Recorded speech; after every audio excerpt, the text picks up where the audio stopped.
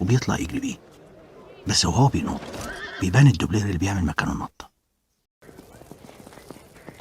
وحتى وهو بيجري بالحصان باين انه مش هو، وفي الاخر بيعدي ورا العربية دي عشان يحصل بينها التبديل ما بين الدوبلير وما بين خالد النبوي على الحصان بتاعه، وهي حيلة معروفة في السينما باسم تكساس سويتش. حتى لو تلاحظوا في الآخر إن الحصان بيبتدي يوقف. دياباس بيجيب المسدس اللي مستخبي فوق المواسير اللي فوق، بس وهو بيجيبه بيبان بوضوح إن المواسير بتتحرك من مكانها، إنها مش أكتر من ديكور. منزل العائلة المسمومة، سمير صبري ونادية لطفي هما بيتكلموا على السلم، بيبان فوقيهم المايك. بتاعك مكتوب فيه العنوان ومفيهوش تليفون.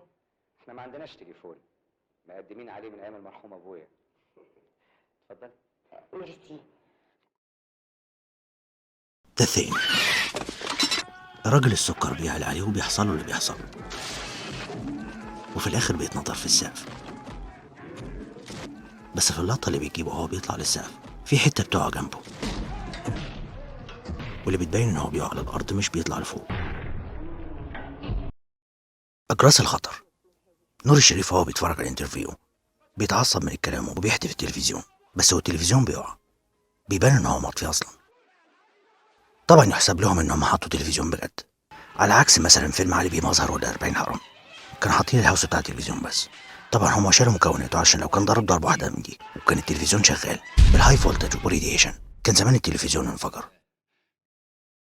ذا نايت كراولر بيتسلل وبيدخل البيت اللي كان فيه جريمة بعد ما المجرم هرب، والبيت ما فيهوش حد، بس وهو بيدخل بيبان واحد ميكرو بس بيلحق نفسه بيستخبى ورا حيطة.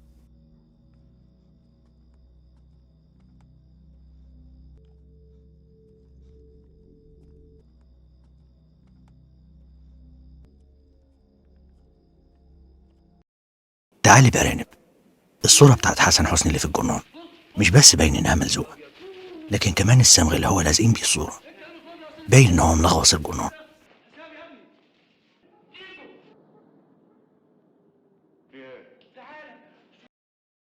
أمريكان ميد. في أول الفيلم بيكون الأحداث في أول الثمانينات لما الطيار بيقابل بابلو أسكوبار وبقية الناس الشمال، بس الطيارة اللي هو راكبها عشان يروح يقابلهم بيبان تحت باب الطيارة إن في إنترنت أدرس، وبتبقى باينة بوضوح www. أول إنترنت أدرس في العالم كان في أغسطس سنة 91. كدابين الزفة.